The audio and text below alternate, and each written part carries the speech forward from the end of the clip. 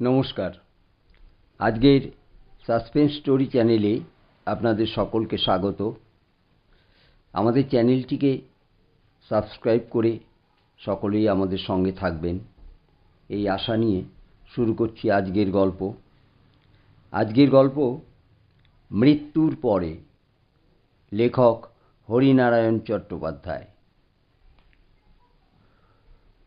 পরীক্ষা শেষ, অঢেল অবসর।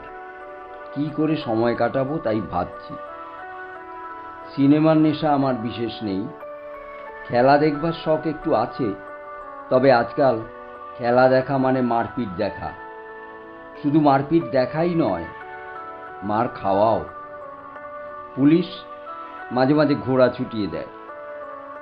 শিক্ষিত ঘোড়া ঠিক পা চালায় মানুষের তলপেট লক্ষ্য করে।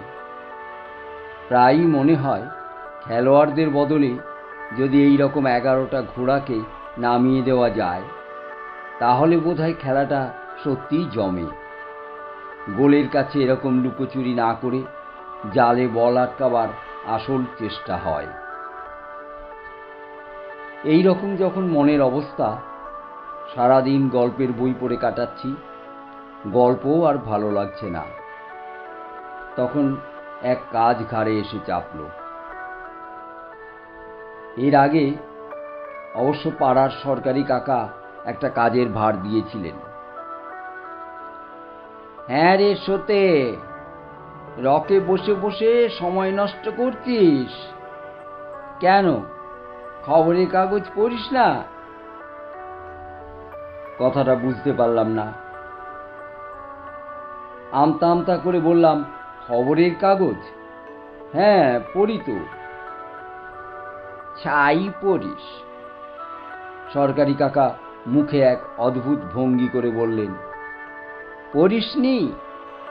ছেলেরা পরীক্ষার পর সব গাঁয়ে গিয়ে সেখানকার লোকদের অক্ষর পরিচয় করাচ্ছে। এতে দেশের কত উপকার হয় বলতো?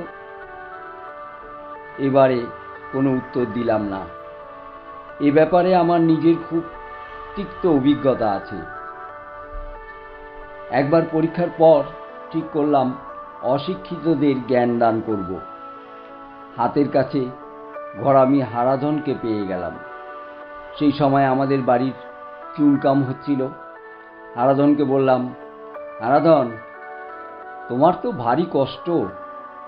হারাধন মুখ কাচুমাচু করে বলল, খুব কষ্ট দাদাবাবু। কি করে জানতে পারলে? চুলকুনিতে সারা গা ভরে গেছে। আহা, সে কষ্ট বলছি না, এই যে লেখাপড়া জানো না, এর জন্য কষ্ট হয় না? কষ্ট তা একটু হয় বই কি, লোকে ঠকায়। তাই তো বলছি, রোজ রাত্রে আমি তোমাকে পড়াবো। হারাধন যে খুব খুশি হলো না সেটা তার মুখ দেখেই বোঝা গেল। অবশ্য প্রথম পড়তে বসতে সবাই এইরকম গড়রাজি হয়। সেই রাতেই প্রথম ভাগ নিয়ে বসলাম। হারাধন মুখ হাত ধুয়ে এসে বসল। স্বরবর্ণ পার হলাম কোনো রকমে। আটকালো ইয়তে গিয়ে। হারাধন ইয় বলতে পারল না, বলল মিউ। আমি চটে উঠতে বলল, ওসব বেড়ালের ডাক পারবো না দাদাবাবু, ওটা তুমি বাদ দাও। ইয়র বিশেষ একটা সার্থকতা নেই, ওটা বাদই দিলাম। এরপর আটকালো দয়ে। দ বলতেই হারাধন হেসে কুটিপাটি।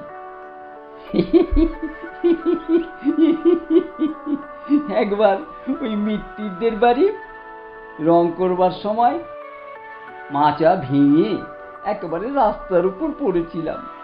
সবাই বলেছিল আমি হাড়গোড় ভাঙা দ হয়ে গেছি। বাঁচবার আশা ছিল না দাদাবাবু, ওই দটা বাদ দাও। আমার সেদিনের চেহারাটা মনে পড়ে যায়। এবার আমি বাদ দিতে রাজি হলাম না।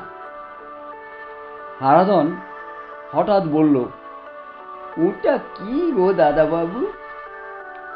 আমি দেয়ালের দিকে চোখ ফেরালাম। কোনটা? ওই যে একটা ফাটল, এই বেলা মেরামত না করলে দেয়াল যে ভেঙে চৌচির হয়ে যাবে। চিন্তিত হলাম, তাহলে কি করা যায়? হারাধন অভয় দিল, কোনো ভয় নেই, বাড়িতে বালি চুন তো রয়েছেই, আমি তোমাকে শিখিয়ে দেব। তুমি আমাকে লেখাপড়া শেখালে, আমি শেখাবো বাড়ি মেরামত। পড়ার পাঠ শেষ হলো। কর্ণিক হাতে আমি মিস্ত্রিগিরির প্রথম পাঠ নিলাম। মাসখানেক ধরে দেয়াল ভেঙে বালির প্রলেপ। রাতে ঠিক থাকে, কিন্তু সকাল হলেই চুল সরু ফাটল দেখা যায়। আশা ছেড়ে দিলাম। হারাধন বলল, আপনার মশলা মেশানো ঠিক হয়নি দাদাবাবু। সেই থেকে শিক্ষাদানের ব্যাপারে আমি রীতিমতো শঙ্কিত। জানিস বিদেশের ছেলেরা কিভাবে ছুটি কাটায়? সরকারি কাকার কথায় বর্তমানে ফিরে আসি। ব্যাপারটা জানা ছিল না, তাই সরকারি কাকার কথায় মাথা নাড়লাম।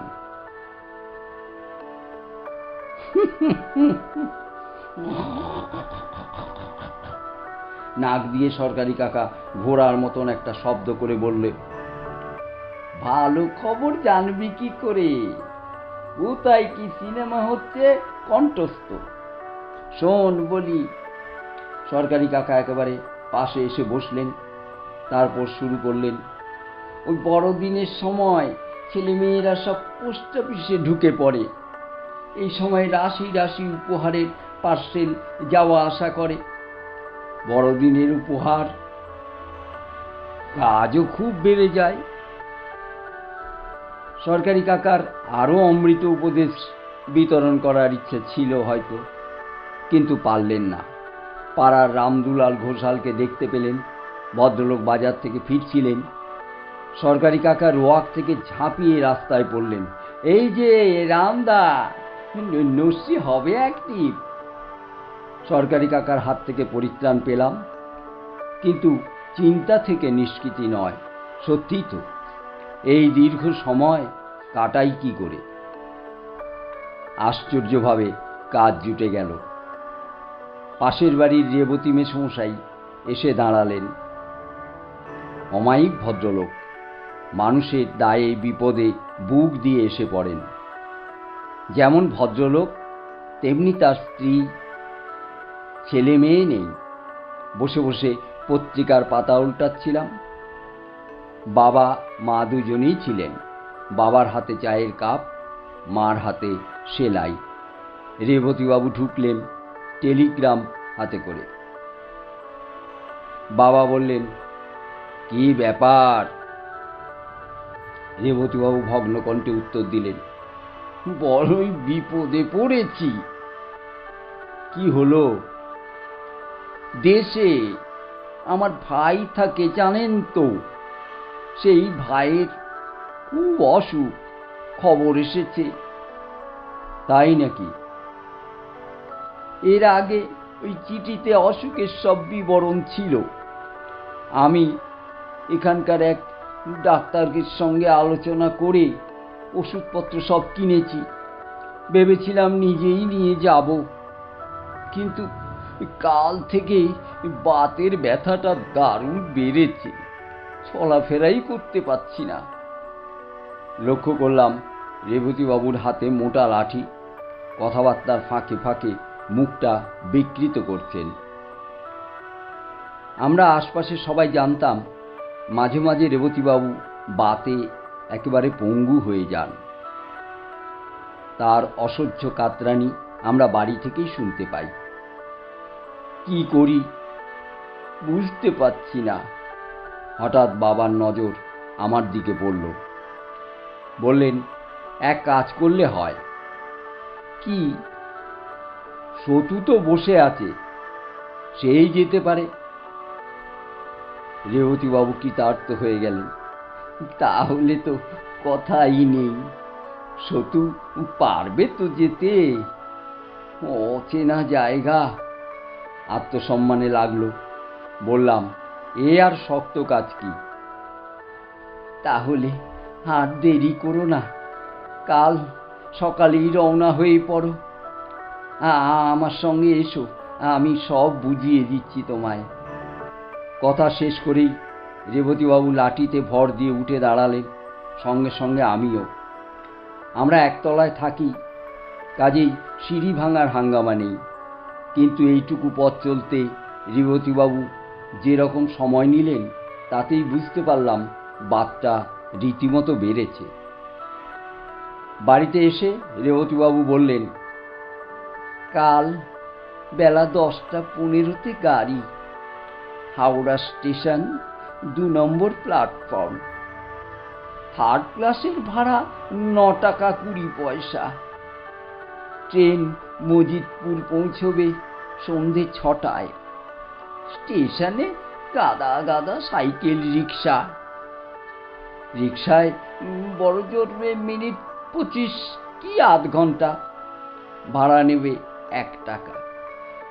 এই নাও, টাকাটা ধরো। 50 টাকা দিলাম। বিদেশ বিভুঁইয়ে সঙ্গে বাড়তি টাকা থাকা ভালো। আর ওই ওষুধের ব্যাগ। রেবতীবাবু চামড়ার ছোট একটা সুটকেস এগিয়ে দিলেন। তারপর জিজ্ঞেস করলেন, হ্যাঁ, অসুবিধে হবে? হেসে বললাম, আপনি যেমন চমৎকারভাবে বুঝিয়ে দিলেন, তাতে মোটেই অসুবিধে হওয়ার কথা নয়। আমার ভাইয়ের নাম অদিতি ভট্টাচার্য। ও গাঁয়ের স্কুলের হেডমাস্টার। সবাই এক ডাকে চেনে।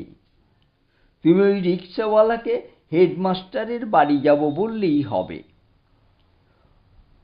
পরের দিন 9টা বাজতেই ট্যাক্সি এসে হাজির।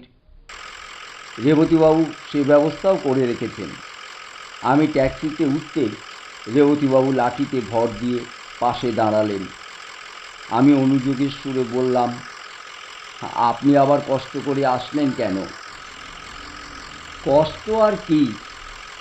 তাছাড়া তুমি আমার জন্য এতটা করেছ, আমি এইটুকু করব না? তুমি বৌমাকে বলো, শরীরের এই অবস্থার জন্য আমার যাওয়া হলো না, কিছু যেন মনে না করে। ওই সুটকেসের মধ্যে একটা কাগজে ওষুধ সেবনের সব বিধি লেখা আছে, কখন কোন ইঞ্জেকশন দিতে হবে তাও। গায়ের প্রফুল্ল ডাক্তারই দেখাশোনা করে, তাকে দেখালেই হবে। যতক্ষণ ট্যাক্সি দেখা গেল, পেছন ফিরে দেখলাম রেবতীবাবু লাঠি হাতে চুপচাপ দাঁড়িয়ে আছেন।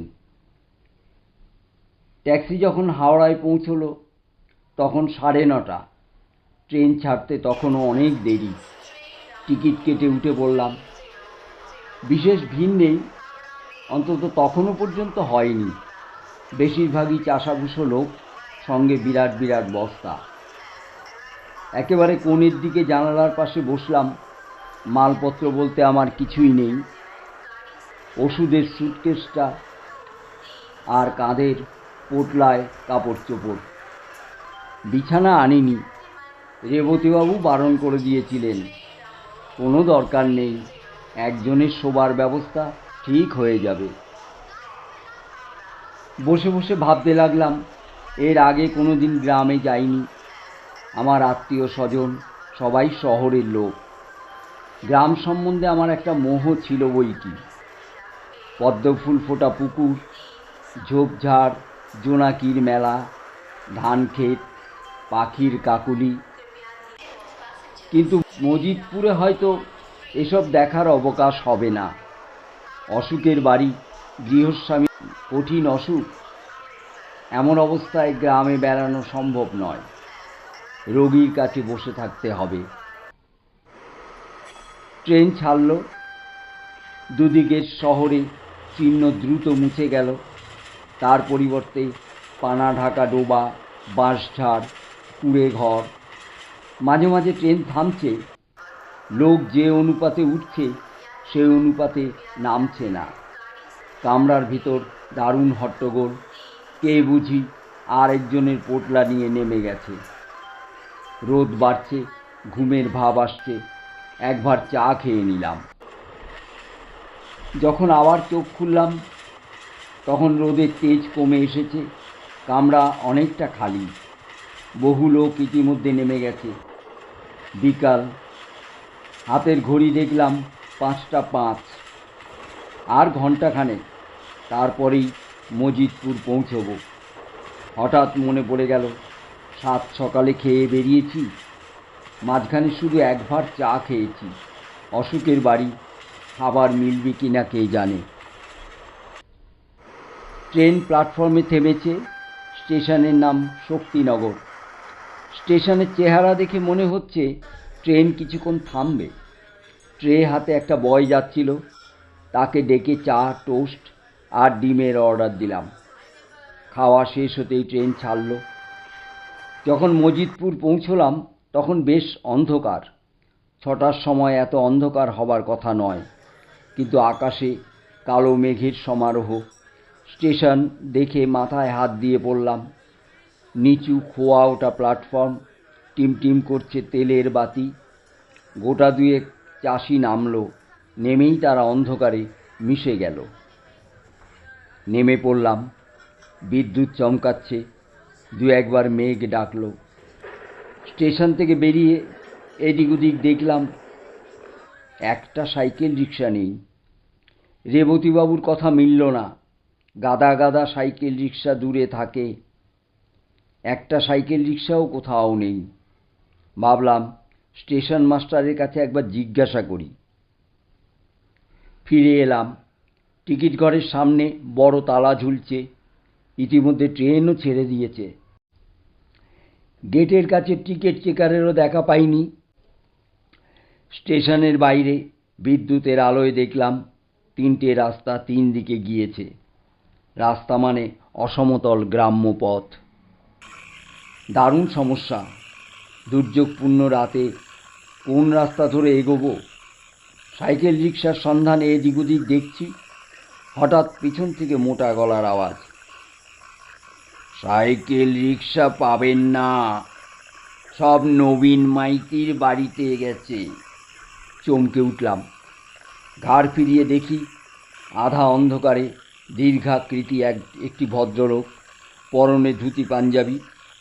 ভদ্রলোক কি আমার সঙ্গেই ট্রেন থেকে নেমেছেন?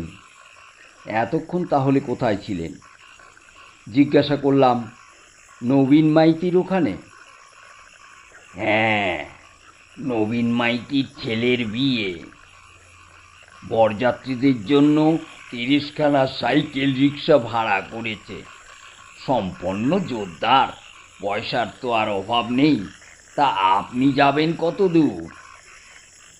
অদিতি ভট্টাচার্যের বাড়ি। হেডমাস্টার মশাইয়ের বাড়ি? তার তো খুব অসুখ চলছে, 10 জমে মানুষে টানাটানি। হ্যাঁ, শুনেছি। আমি কলকাতা থেকে তার ভাইয়ের কাছ থেকে ওষুধ নিয়ে এসেছি।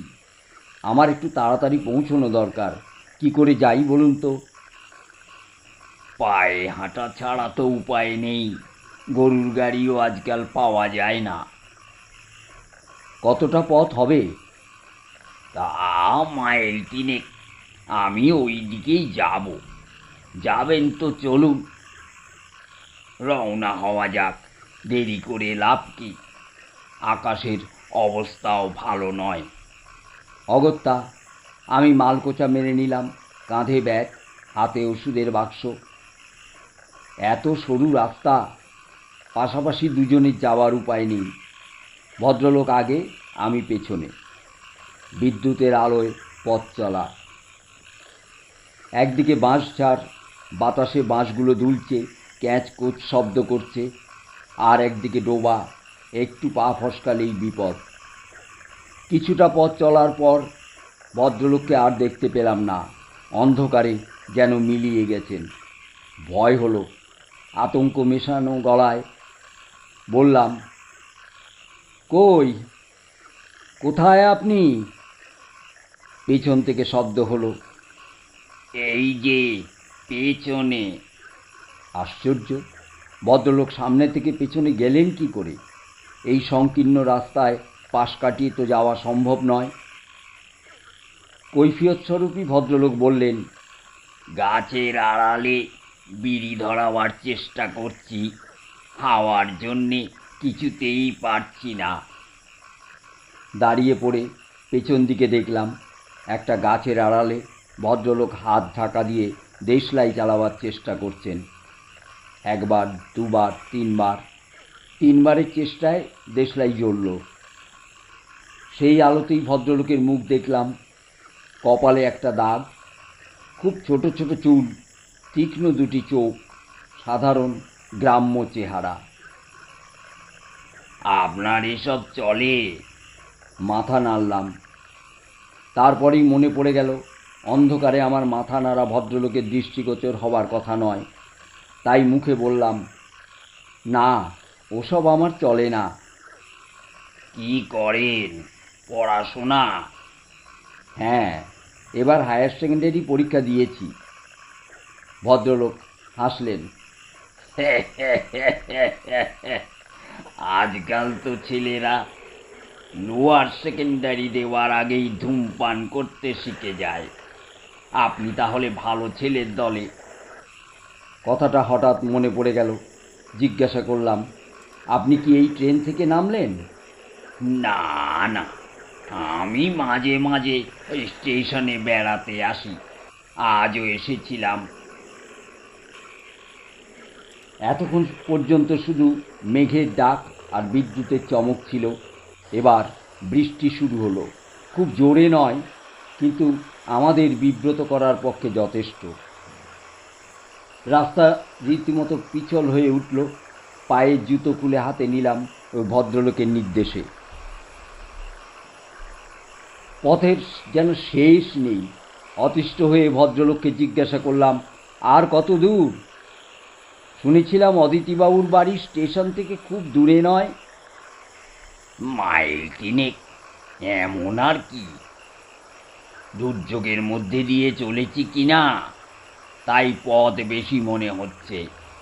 আমি জলার ভেতর দিয়ে চলে যেতে পারি, কিন্তু আপনি শহরের ছেলে, আপনার অসুবিধে হবে। খালি পায়ে বেশ কষ্ট হতে লাগলো। ঝড়ে দু একটা বাঁশ রাস্তার উপর কাত হয়ে পড়েছে, বাঁশের কাটা পায়ে ফুটছে। যন্ত্রণায় দু একবার চেঁচিয়ে উঠলাম। কি হলো? ভদ্রলোক অনেক দূর থেকে জিজ্ঞাসা করলেন। পায়ে বাঁশের কাটা ফুটছে। বাড়ি পৌঁছে চুন দিয়ে দেবেন, নইলে বড্ড ব্যথা করবে। চুপচাপ আরও আধ ঘন্টা কাটল। বৃষ্টি কম, কিন্তু লোকালয়ে ইশারা নেই। দুদিকে জঙ্গল আর মজা পুকুর। অদিতিবাবু কেমন আছেন জানেন? আমি জিজ্ঞাসা করি। ভদ্রলোক দাঁড়িয়ে পড়লেন। আমি কাছাকাছি যেতে বললেন, সকালে বিশেষ ভালো ছিলেন না। প্রফুল্ল ডাক্তার তো আশা ছেড়েই দিয়েছিল। দুপুরে অবস্থা একটু ভালো হয়েছিল, তবে খুব আশাপ্রদ নয়, বুঝলেন? বুঝলাম। মনে মনে ভাবলাম, ওষুধপত্র নিয়ে যেন সময়ে পৌঁছতে পারি। আরও দ্রুত চলতে লাগলাম, কিন্তু বাধা। বিরাট একটা পাকুর গাছ পথ রোধ করে পড়ে রয়েছে, পার হয়ে যাওয়াই দুষ্কর। বললাম, সর্বনাশ, কি হবে? ভদ্রলোক দাঁড়িয়ে পড়েছিলেন। নিচু হয়ে দেখে বললেন, ডালপালা সরাতে হবে, এছাড়া উপায় নেই। অন্ধকারে ডালপালা সমেত এই গাছ সরানো সোজা কথা?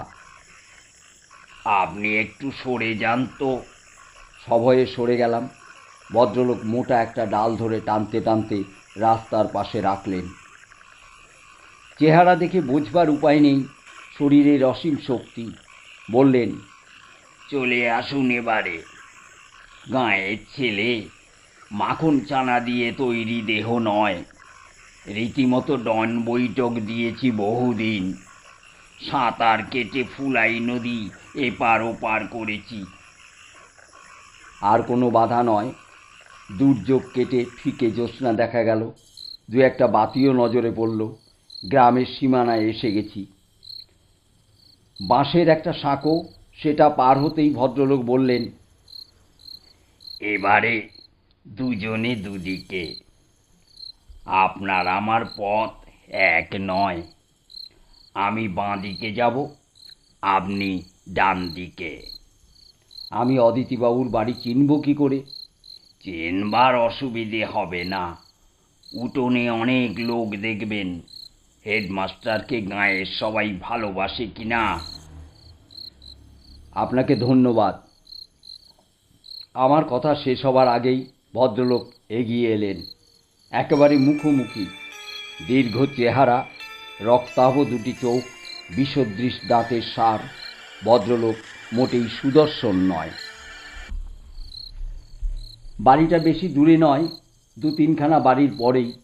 উঠোনে দাওয়ায় গোটা তিনেক হ্যারিকেন, বেশ কয়েকজন লোক চলাফেরা করছে। আমি উঠোনে গিয়ে দাঁড়াতেই একজন ফিরে দেখল। কে? আমি কলকাতা থেকে আসছি। কলকাতা থেকে? হ্যাঁ, ওই অদিতিবাবুর দাদা রেবতীবাবুর কাছ থেকে। বাতে শয্যাশায়ী বলে তিনি নিজে আসতে পারলেন না, আমার হাত দিয়ে ওষুধ পাঠিয়েছেন। ওষুধ? বাড়ির মধ্যে থেকে চাপা কান্নার আওয়াজ ভেসে এলো। সেই এলেন, যদি আর একটু আগে আসতেন। আজ সন্ধ্যায় সব শেষ হয়ে গেছে। বিষণ্ণ কণ্ঠে লোকটি বলল, আসুন এখানে। দাওয়ার দিকে এগিয়ে গেলাম। বাঁশের খাটিয়ায় অদিতি ভট্টাচার্য শুয়ে আছেন। তার পায়ের উপর মাথা রেখে একটি স্ত্রীলোক ফুঁপিয়ে ফুঁপিয়ে কাঁদছে। মৃতদেহের দিকে চোখ ফিরিয়েই চমকে উঠলাম। মেরুদণ্ড বেয়ে শীতল শিহরণ। এ কি সম্ভব? যে ভদ্রলোক স্টেশন থেকে আমার পথপ্রদর্শক হয়ে এলেন, এ বাড়ির নির্দেশ দিলেন, তার চেহারার সঙ্গে অদ্ভুত মিল, একেবারে অভিন্ন। অদিতি ভট্টাচার্য চোখ চেয়ে রয়েছেন, অবিকল এক, রক্তাভ চোখ, অসমতল দাঁতের সার, ছোট ছোট চুল। পরলোক যাত্রী কি আমাকে পথ দেখিয়ে এখানে নিয়ে এলেন? কিন্তু কেন? তিনি তো জানতেন আমার ওষুধের বাক্স কোনো প্রয়োজনে লাগবে না। জানি না, এর উত্তর এত বছরেও আমার জানা সম্ভব হয়নি। এখানেই গল্পটা শেষ। গল্পটা কেমন লাগলো কমেন্টে আমাদের জানাবেন। আমাদের চ্যানেলটিকে লাইক, শেয়ার ও সাবস্ক্রাইব করতে ভুলবেন না। ধন্যবাদ।